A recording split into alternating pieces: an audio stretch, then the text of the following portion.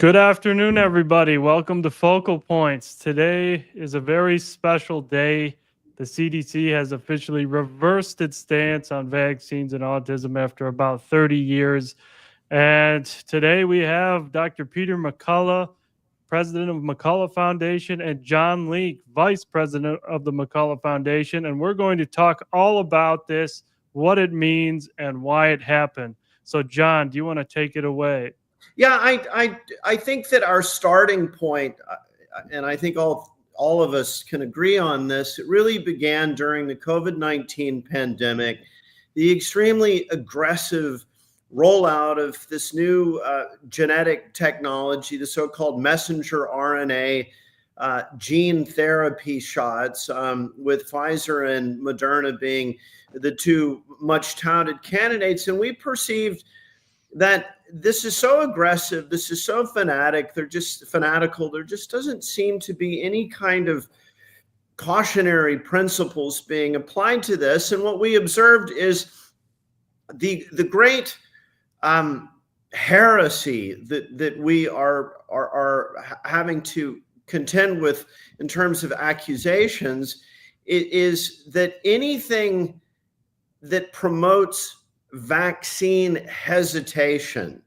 And I think, Dr. McCullough, you got a huge dose of this in your efforts to find early treatment modalities. You think you're just helping your patients, but you're immediately sort of slammed and smeared and sued and the rest of it.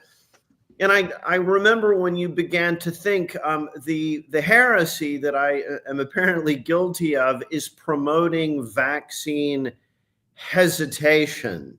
And so we got into this arena. What is vaccine hesitation? It has been deemed by our public health authorities to be the great anathema to public health. Vaccine hesitancy could be any idea, any notion, any perception that causes someone to hesitate to get a shot. So we began looking at this strange world through the lens of the COVID-19 vaccine rollout. But then the further we got into it, the more we began to think, well, this isn't just the COVID-19 vaccines. It seems to be the entire vaccine enterprise going back 300 years. So we ended up writing a book about this, Vaccines, Mythology, Ideology, and Reality. It was a New York Times bestseller in August, but parallel to writing the book, and Dr. McCullough, I'll let you talk about this, a very thoughtful, observant philanthropist said, hey guys, have you all thought about really looking deeply into a full review of just what in the devil is causing this explosive rise of autism? And Doctor, you were the one that originally started kind of piecing this endeavor together. So maybe you could tell us, what were your thoughts as we got into this study? Sure. Well, thank you, John. I'm Dr. Peter McCullough, president of McCullough Foundation, and it certainly is a big day for our foundation. When I was a kid, autism was 1 in 10,000. The CDC estimates as of 2022 is 1 in 31, 3.2% of the entire nation's childhood population carries this diagnosis. And there's related diagnoses. There's over 10% have attention deficit hyperactivity disorder. There are percents that have tics and seizures. All of these markedly on the rise since 1986 when the Vaccine Injury Compensation Act legislation was put in place, which provided immunity to liability lawsuits for the vaccine manufacturers. And we saw a proliferation of vaccines enter the schedule. Children were taking more and more of these. And when we looked back at our Health and Human Services, which according to this legislation, John, should be giving biannual reports to Congress on vaccine safety, they haven't delivered a single report. So the concern is, as the autism epidemic really has gotten into full swing, and now I see autistic individuals in my practice routinely, we see them out in everyday life, this has now become a mainstay diagnosis. 27% of those affected children have profound autism. That is, they very markedly low IQ. They can't communicate, nonverbal or screaming, head banging behaviors, unable to use the toilet themselves alone, lifelong disability. So as we saw this evolving, we saw it and obtained independent funding, and we set out to do a systematic review. It hadn't been done actually in many, many years. And we came up with our findings that we presented by a press release, as well as put on the European Commission preprint server on October 27th, 2025. So this is really recent. Nick, why don't you take us through the statements that the CDC has relied upon that they put on the website? Take us through what the CDC said the party line was up until the McCullough Foundation report.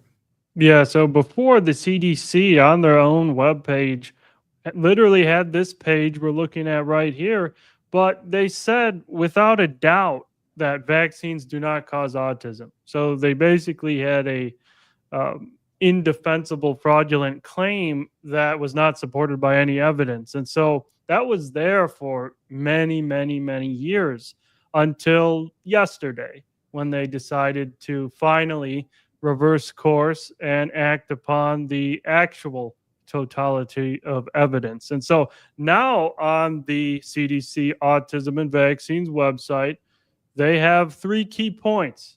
One is they say the claim vaccines do not cause autism is not an evidence-based claim because studies have not ruled out the possibility that infant vaccines cause autism.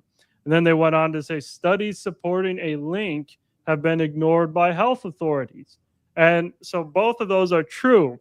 And we demonstrate this without a doubt in our McCullough Foundation Autism Report, where it is literally just a small, narrow band of vaccines that have ever been studied for autism or other neurodevelopmental disorders. It's really only been the MMR and to a small extent hepatitis B. And so, yeah, they cannot make that claim. They simply cannot. And so studies supporting the link have been ignored. Well, yeah, we identified 107 studies that infer a possible association with vaccines and autism or other neurodevelopmental disorders. They never once brought those up, never once mentioned those. And if you look on the right side of this figure here on the screen, you'll see all of the major reports that have come out since the 90s. First, it was the Institute of Medicine, where they say the evidence is inadequate to accept or reject a causal relationship between vaccines and autism, right? So they've said they can't rule out a link, even in these major reports that are widely cited as so-called debunking a link. And then you move on to the HHS, Agency for Healthcare Research and Quality. They had 2 reports, one in 2014, one in 2021. And in both of these, they conclude that there was no evidence to reject a causal relationship between vaccines and autism. And so each of these times, there was no ability to claim vaccines do not cause autism. And now, at the bottom, you'll see in 2025, the McCullough Foundation report, Determinants of Autism Spectrum Disorder, puts without a doubt that vaccination is indeed the most significant modifiable risk factor for autism. So, Nick, the CDC was relying on the Institute of Medicine as well as AHRQ in their release on the internet yesterday, November 19th, 2025. And I think the important point, John, is that, we have this gap from 2021 up to 2025. And what's happened in that gap is this examination now of far beyond the COVID-19 vaccines, the entire vaccine enterprise. So what have we learned?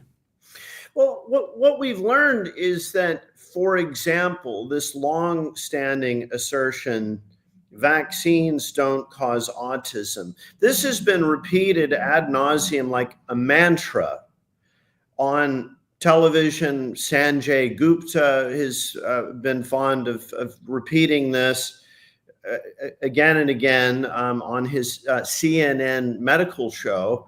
And the most remarkable feature of this assertion that is made without evidence is that it's also made with the acknowledgement. I actually have a recording of Dr. Gupta saying, we don't know what causes autism. We just know that it's not caused by vaccines. Now, I think, and I would argue that is a fallacy. If you don't know what causes it, how precisely have you gone about ruling out the possibility that vaccines are at least a causal factor? And I want to mention the way in which, in our world of mass media and electronic representations of reality, I think there is a long documented history of powerful institutions and commercial interests simply making assertions. It's as though it's an article of faith. It's as though it's a religious institution that has simply handed down an orthodoxy without any underlying evidence or explanation of how this conclusion or this assertion came about. And if that assertion is made enough times in enough media, then it just sort of becomes in the minds of the public and perceived incontrovertible truth. So what we've done is we've gone back, and I think to our surprise, I think you gentlemen would agree with me. I mean, the evidence is actually there. It's in dozens of studies. The whole exercise reminded me of the observation of a famous linguistic philosopher named Ludwig Wittgenstein, who pointed out that in a lot of these intellectual controversies, the answers are already there. The solutions are already there. We don't need new information. We just need to examine in an impartial way the information that is already at hand. And that's what we've done with our report.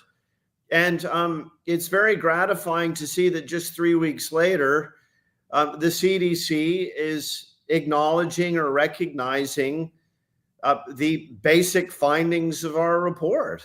Well, certainly the CDC, HHS, all the officials were sent our report on October 27, 2025. I was in communication with Senator Ron Johnson, and clearly there had been thought leaders in this field for decades who had these suspicions. There's been about 36 books written about vaccines and autism. But like the prior Institute of Medicine and AHRQ reports, almost certainly the CDC has responded to independent scholarship and an independent scientific report with the conclusions of the McCullough Foundation report on autism. Now, Nick, among the 29 studies that were neutral, that failed to find the association between vaccination and autism, what was wrong with these studies? Why were they not reliable? And why is that a house of cards that's crumbling now for the vaccine industry? Yeah, we completely exposed those studies and why they cannot be reliably used to actually determine true risk of autism, because not one of them had an actual, truly unvaccinated control group. Not one. They may have claimed it was an unvaccinated control group, but actually, especially with the Danish data set, there was actually about 50-60% of these children were actually vaccinated. And so you cannot properly assess risk if your comparator group has also received the exposure. And so there was that. And then they had what's called misclassification bias. So they didn't verify the vaccine cards. They didn't verify the autism in the children with physical exams. And so it was all based on these ICD codes.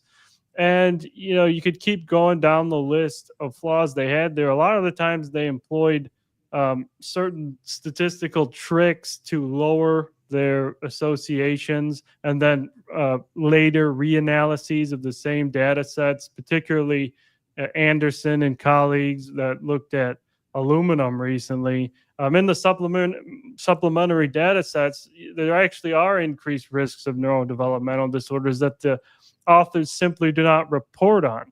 And so it was all that bias, and then bias of the publishing cartel that doesn't publish this data, and academic bias where researchers are afraid to lose their jobs if they publish these types of studies. So there's probably many of these studies laying around somewhere in people's drawers, but they never publish them because they're afraid of losing their career. So all those studies were highly flawed. But one thing I want to bring up, and this is important, is the 12 studies that did have an actual unvaccinated control group. All 12 of them found that the unvaccinated were far healthier in every single domain, far less chronic disease, far less autism, most importantly, far less neurodevelopmental disorders of all types, including ADHD, tics, speech delays, speech disorders, and less asthma, autoimmune disease, skin disorders, ear infections, everything you could think of.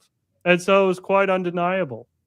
Well, I certainly think that many have contributed to this field, and recent books have been very helpful. So John mentioned our book, New York Times bestseller, Vaccines, Mythology and Ideology and Reality, which give this context. And we do take it right up into the point of, the court of claims in the case of Hannah Poling and the father, Jonathan Poling. John, what's the impact of these vignettes, these clinical case series where we're carefully told in an individual child what's happened? Well, I think the most remarkable study, or I should say case study or vignette, is not only in terms of its clinical presentation, but also the way in which the United States government responded to it. It is this very remarkable case of Hannah Poling. Her father, John Poling, was a neurologist at Johns Hopkins University Hospital, a distinguished neurologist. And it just so happened that his young daughter, Hannah, went and received a large battery of vaccines. It is the classic case that we've seen duplicated many times over with other parents and their children. But in this case, it's remarkable because the father, who is observing this in real time, is himself a neurologist. So Hannah goes, she gets a big battery of vaccines. She develops a fever, inconsolable crying, a kind of syndrome of different acute symptoms. The initial symptoms resolve, at which point she regresses into this uncommunicative, withdrawn, impaired state, which was shortly thereafter diagnosed as autism. So Dr. Poling and his colleague, a man named Dr. I believe it's Andrew Simmer, I believe is his name. They do a study, a case study on this. It's published, it's peer-reviewed. And then a very strange thing happens during this so-called autism omnibus proceeding in the U.S. Federal Court of Claims. You have a kind of classing together of about 5,000 different claims of autism, and Dr. Poling is just one of them.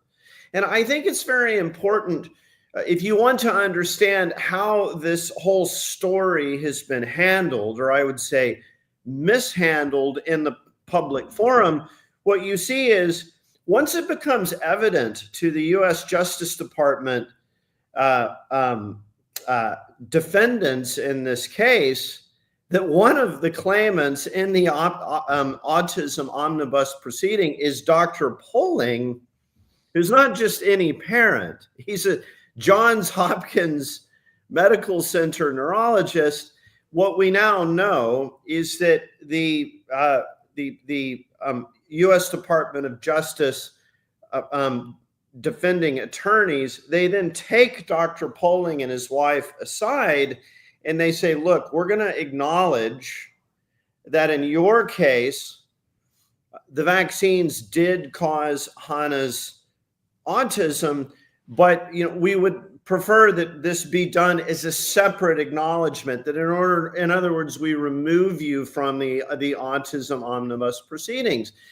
Now, if you look at the way this unfolded, it's obviously unfair and fraudulent to the rest of the cases in the omnibus proceeding, because what the court then says is, based on the cases, the test cases we've evaluated, not including HANA polling, we've concluded there is no link between childhood vaccination and autism. So we've taken the HANA polling case. It's just one of many, but it's a very significant example of, first, showing it is evidence of the link between childhood vaccination and autism.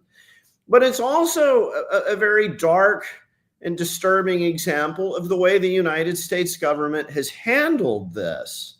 And the deeper we got into it, and I would like to mention another dimension of this that pertains to our co-author, Andrew Wakefield. I had heard the lore of Andrew Wakefield, a British gastroenterologist who had just been characterized as a kind of persona non grata in British medicine. His medical license was pulled. He was harassed and dragged through the mud of the media. And so I think, Doctor, you would share my initial perception when we first looked at this. We thought, well, gee whiz, I mean, where there's all this smoke, there must be fire. But when we actually looked at Dr. Wakefield, at his research, at the narrative that he actually encountered as a gastroenterologist, the parents came to him and they said, look, the child has GI tract inflammation and all kinds of problems in GI tract function, but also coincident to that, the child seems to be suffering from autism. So Dr. Wakefield and his colleagues will say, well, what's going on here? This is a rather remarkable observation. They publish a seminal study in The Lancet in the year 1998. And I want to emphasize this. They do not claim to have discovered a link between MMR vaccination and autism. They do not make that claim. They merely say, looking at the case studies that have been presented to us, it strongly raises the suspicion that there's a link and that this should be further examined. And I'll conclude with this. In my opinion, what got Dr. Wakefield in trouble with this public health pharmaceutical company, biopharmaceutical complex, was the particular statement in the Lancet report was, if there is indeed a link between MMR and autism, we can expect to see a strong upward trend in the number of cases of autism in the UK. So that has proven to be prophetic. And I think that statement that he made is a key element of his being branded, in effect, a heretic. Now, we use a lot of scientific language in our discourse about this kind of subject, but I really want to emphasize that the way Wakefield was treated, to me, is very reminiscent of the way the Holy Office of the Inquisition used to treat people who were branded as heretics. People like Galileo Galilei, for example. So this autism story encompasses science, logic, history, religion. It's a vast story, and where it ceases to be just an academic matter is in these tens of thousands, if not hundreds of thousands of children who are profoundly autistic. And Dr. Wow. I'll let you talk a little bit more about this. I think this this idea of a spectrum disorder obscures the fact that this isn't just a spectrum. There is, in fact, on the severe side of the spectrum, a very, very distinct presentation of severe symptoms. Could you talk about that? Yes, certainly. And, Wakefield will appear on national TV, as many of us will throughout probably today and for, some time now. Many are calling for his exoneration, his vindication, including Senator Ron Johnson today by tweet. Now, remember, Wakefield's initial observation in Lancet was a valid study for 13 years in Lancet before, under pressure from the pharmaceutical lobby, Lancet retracted the paper. But it was only after Wakefield's prediction was beginning to come true. Now, what's happened in the last year is notable. That a book by Gavin de Becker called Brain Injury was published. And de Becker points out that 20 vaccines have in their package inserts a side effect. The side effect is encephalitis or brain inflammation. So through these FDA-negotiated package inserts, the vaccines do cause brain inflammation in some children. I think de Becker's work on this is spot on. The other book, yeah, that's it right there, Forbidden Facts. So a great credit to Gavin de Becker. The other book that hit, in addition to ours, John, is a book by lead attorney Aaron Seery from Seery Gilmstad, and it's called Vaccines, Amen. And it's a reiteration of this observation that vaccines are accepted based on religious faith. And he points out this dark part of vaccine regulation, where the vaccines get approved with very little clinical data, almost nothing on safety, no proven trials where there's a placebo-controlled trial, certainly not enough follow-up, and how corrupt the entire vaccine industry is. So these three books, our book, Vaccines, Mythology, Ideology, and Reality, Gavin de Becker, Brain Injury, and then Aaron Seery, Vaccines, Amen. This was occurring in 2025 before the McCullough Foundation report hits. The CDC comes out with a report that we're now deep into autism. That occurred this spring with the 2025 release of the 2022 data. And now we have this picture of profound autism that John brought up. And I see these individuals in my practice. And I want to make this point that my clinical exam of autistic individuals, young individuals, adolescents, adults, to me, it appears like a post-encephalitic pattern, meaning that there was brain inflammation around the time of the vaccines were being administered, and now there are associated features of encephalitis, a difficulty in concentration, difficulty in maintaining eye contact, communication. There's actually hearing abnormalities. This is common with encephalitis, for instance, where there's what's called hyperacusis. You may see autistic children wearing sound-canceling headphones. That's a post-encephalitic feature. There is about 32% of autistic children also have attention deficit disorder. About 8% of those with ADHD have autism. And then there's a percent, probably 10 to 15% of autistic children, particularly profound autism, that have epilepsy or seizures. These are all consistent, in my view, as of autism spectrum disorder, particularly profound autism, being a manifestation of a post-encephalitic state. Because the reason I'm saying this is the CDC has brought up the issue of ingredients.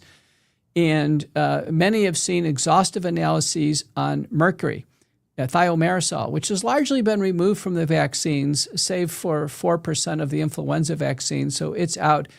And, so mercury has been removed from the vaccines and autism still has gone up. We now have aluminum to examine. So about 60% of all the doses of vaccines given to children contain aluminum. And the aluminum amounts that accumulate over time exceed the body's ability to get rid of it. There are case examples where blood aluminum levels have been measured in children, and they are high transiently after a vaccine. But I'm here to tell you that I don't think autism spectrum disorder is a manifestation of aluminum encephalopathy. Aluminum encephalopathy has been described, for sure, in a French study of elderly people called the Plaquid study, and it manifests because there's aluminum in the drinking water for many years in these elderly French community. And it's a form of accelerated dementia.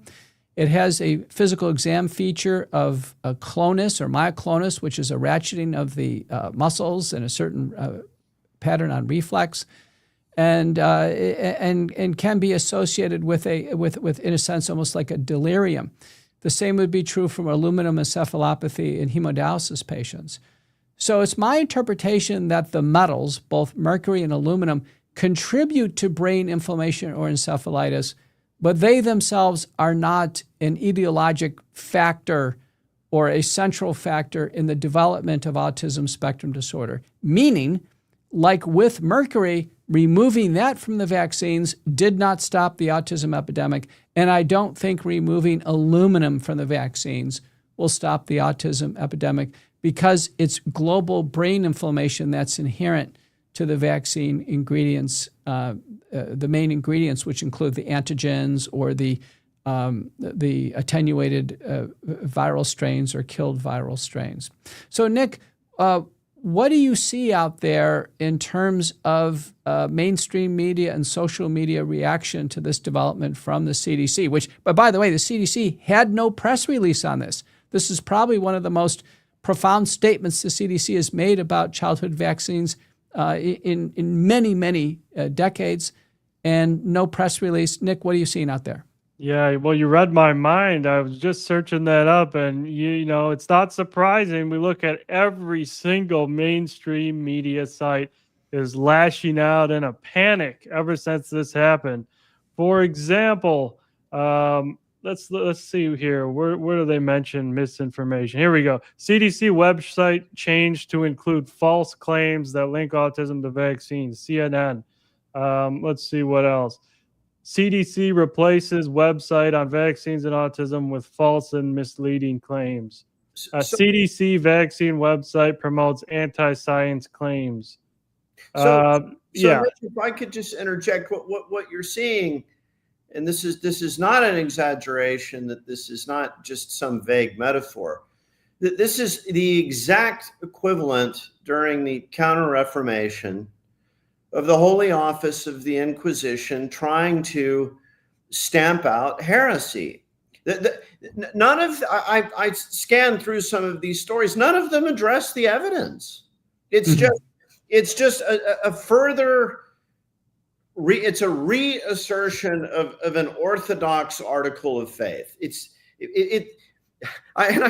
This is important. None of these journalists actually examine the arguments or the data. So it's almost, John, it's almost as if they're making an ad hominem attack directly against the agency. Well, it is. Now, I have to admit, it shows how naive I am. I thought that the CDC did accompany the website change with a press release. And now you're telling me, because somebody sent me the link. I assumed it was a link to a press release. So in other words, they just kind of by night and fog updated the website, but didn't announce it. Do I understand this correctly? Well, and there's nobody's name at the end of the they issue kind of 9 pages on this.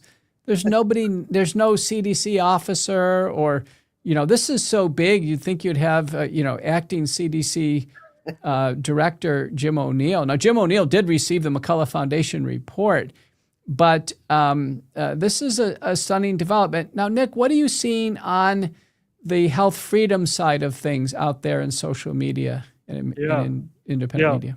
Yeah, the health freedom side, they are very happy that even this and it really is kind of really just a small little baby step of changing words on a website. But just this small win has made people so happy because people have been fighting for this for so long. And the medical freedom movement, the grassroots MAHA movement does view this as a major win, and it is.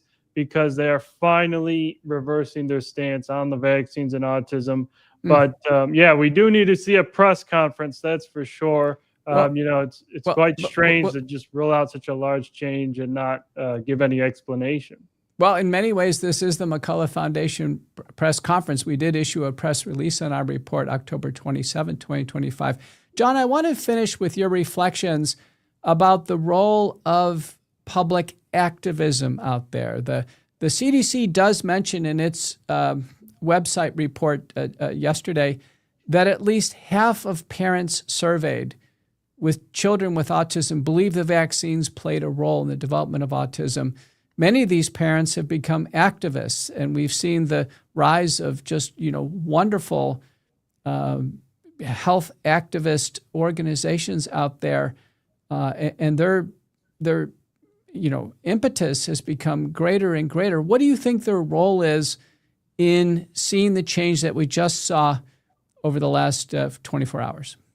Well, I think it's the most perfidious feature of this story is the story, and Dr. Wakefield, has emphasized this repeatedly in conversations with me.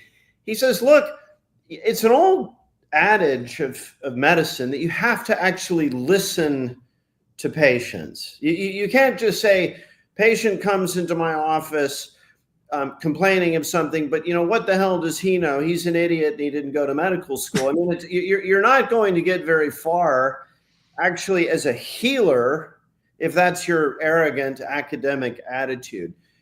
But it's funny, I didn't fully appreciate this. In the case of an infant, the infant oftentimes has not reached the stage where the infant can speak. So what the physician has to do is ask the mother, particularly the mother, because during this early phase of life, the mother has an incredibly close relationship with her infant. In fact, I would dare say, not that I know anything about it personally, but that a mother's relationship with her infant is probably the most exquisitely tuned relationship in all of human relations. I mean, she's constantly looking at him and his face and his affect and his tone and all of the stuff that infants signal. So it's the height of perfidious arrogance when a mom comes in and says, look, the baby was fine. First 12 months, first 18 months, he was a sort of a babbling toddler that was playing with toys and would hold eye contact and smile at me when I smiled at him. The vignette, and there are thousands of them, mom takes the baby in for a baby well visit. Baby gets a bunch of shots. 12 hours later, the baby develops a high fever, sometimes all the way up to 105 Fahrenheit. Maybe has a seizure. I've had numerous parents tell me the terrifying thing was shortly after vaccination, we were in a restaurant. The baby was in one of those little carrying things. And we look over and the baby is seizing. Oh my God, what's going on here? The seizures or the fever or the combination of both resolve, at which point the baby regresses. It's like someone just kidnapped the child, leaving behind a kind of empty husk of the child. The mom goes in, she's got the temporal association clearly documented. And what does the pediatrician as often as not tell her? It has nothing to do with the vaccines. So, I mean, if a criminal investigator told that to parents whose child had disappeared, and the parents had a document, the child went to the bus stop to get on the school bus and was last seen, was never seen again. If the investigator said, something, I appreciate this is your perception of the timeline, but I don't think that's the case. I mean, no crime would ever be solved. So I really think it's important to understand that this is the kind of debate in human affairs that can be easily seized by people availing themselves of academic authority in order to, in effect, appropriate the conversation away from the actual witnesses. And in this case, the most important witnesses are the mothers. So we've seen with some of the mothers that we've worked with, Jackie Schlegel here in Texas, there are a number of women, mothers who have worked closely with Children's Health Defense. I mean, they're really the bottom of the basis. Their witness testimony is the basis of ultimately arriving at seeing the reality of what's going on here. Well, great credit given to these mothers and fathers who have joined organizations, been major drivers in organizations. So in Texas, Jackie Schlegel for Texas for Medical Freedom, Rebecca Hardy, Texans for Vaccine Choice, Children's Health Defense, you mentioned, led by Mary Holland, now an organization that's essentially changed the landscape of vaccine risk awareness. They've made huge strides. Del Bigtree and the High Wire, one of the best media presentations you can ever have on the topic. And of course, Del's documentaries of Vaxxed, Unvaxxed, and now An Inconvenient Study, which won a Best Film Award at the Malibu Independent Film Festival. Syria and Gilmstad and its not-for-profit agency, I Can Decide. They've been enormously influential. Canadians for Vaccine Choice and all the international organizations, the World Council for Health, great credit since their guidance came out on called Safer to Wait in 2023. That was the physician-led, evidence-based, consensus-driven organization, the first one to come out and say, listen, maybe it's safer to wait, or it is safer to wait on childhood vaccines. So great credit given to all of those who have worked to change the landscape of where we are in vaccines. And now the CDC essentially capitulating to some degree. Now they have indicated they will have their own report, and they should. And I imagine the McCullough Foundation report will be a great report to build on. There's a wonderful report published by Toby Rogers of the Brownstone Institute that has a huge building block of information on the genetic determinants or the susceptibility factors for autism. All of these will come together. But I'm here to tell you, I think today is a day in history where vaccination in the United States and worldwide forever has changed. We saw a report by Vasuvian and colleagues published in JAMA Open Network recently where 60% of parents indicate they're not going through with the full ACIP schedule as it's laid out before them. Some may be delayed or declined. Some may opt out of vaccination altogether. We include in our report a paper by Mawson and Jacob indicating that 10% of all Medicaid recipients in Florida now, those children have had no Medicaid visits for vaccination. Maybe their parents may be declining vaccination altogether.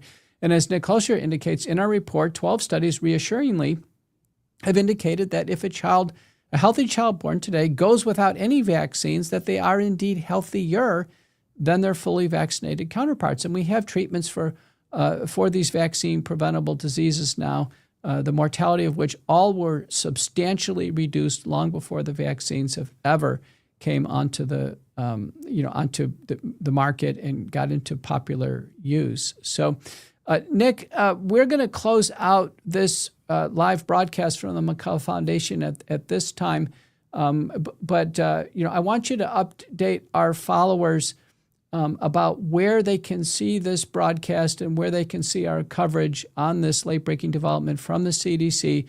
It's first in history acknowledgement that childhood vaccination may be linked to autism. So, Nick, take it from here and close us out. Gentlemen, could I just interject something real quick? Yes. We have 2 minutes.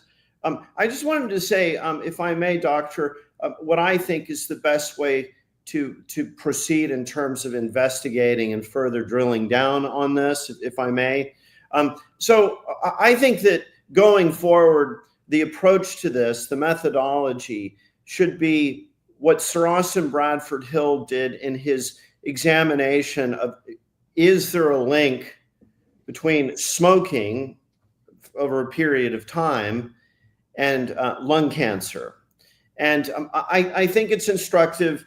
Sir Austin Bradford Hill did not set out to ascertain the causes of the whole spectrum of different kinds of cancer. There was an observation that had already been made. There had been some seminal observations made in Germany in the 20s and 30s. There was a guy named Fritz Linkett in Germany who did an epidemiological study on smoking and lung cancer. What Sir Austin did is he said, we are going to try to ascertain if not the entire population, but in what is apparently a susceptible segment of the population, for whatever underlying reasons, if heavy smoking causes lung cancer. And so he very carefully and methodically examined this, and he ultimately drew the conclusion there is a causal link between smoking and lung cancer. And that is what needs to be done with autism. There needs to be a properly structured case series of parents who have reported this particular vignette: normal birth, normal gestation, normal milestone, developmental milestones hit, goes in to get a bunch of vaccines. It's these multiple administrations all at once, develops the initial acute symptoms, and then regresses into autism.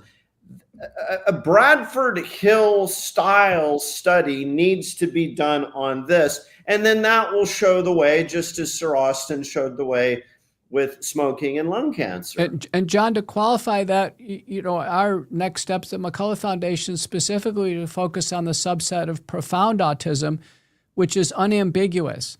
So we don't have the clouded array of spectrum diagnoses that is referred to as neurodiversity. We want to focus on those that were completely normal and they've become severely impaired after a battery of vaccines. Yes, I think that's important.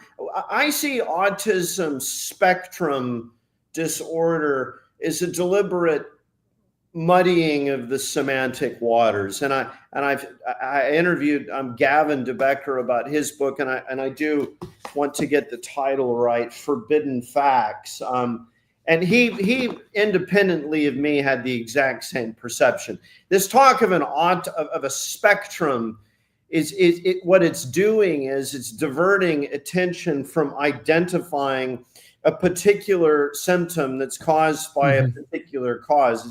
It's making the whole thing so broad and ill-defined that you can't actually hit a particular target. Well, in other words, John, it's normalizing it. Like, this is normal, and it's being presented to the public as neurodiversity. Nick, we've got to close it out. Tell our followers where they can find the McCullough Foundation report, how to follow us, how to support the McCullough Foundation in our critical work in this area, which is clearly influencing public policy acutely. Again, McCullough Foundation report released October 27th, 2025, sent to the CDC, HHS, all of the officials, November 19th, 2025. The CDC comes out after reviewing that with now, I think, a clear capitulation that we can no longer say that childhood vaccination is unrelated to autism. Nick, take it away. Yeah, so everybody go visit McCulloughFND.org. You will find our autism report on our homepage. You'll find the link. There's a Noto link where you can download the whole report. We're going to follow up with this interview on thefocalpoints.com. We're going to post it on our Substack if you want to rewatch it, and we're going to provide all the links and the breakdown of everything that's happened. And yeah, I just want to close out with, this is a very serious situation. Look at the top right. Look at that graph. We went from 1 in 10,000. We're now at 1 in 31. 26.7% of these are profoundly autistic children. So we cannot just not do anything and let this to continue to increase until half of all boys will end up being autistic at its current trajectory. So again, very serious. 107 studies we identified, all linking vaccines to autism or neurodevelopmental disorders, spanning epidemiologic population data down to mechanistic biological evidence, down to clinical and real case reports. So the preliminary evidence is so clear. Now we're honing in on the final steps. And if you want to support us in those final steps, please consider contributing to the McCullough Foundation, again, at mcculloughfnd.org. Nick and John, thank you so much. I'm Dr. Peter McCullough, president of the McCullough Foundation. Thank you so much for listening. Thank you.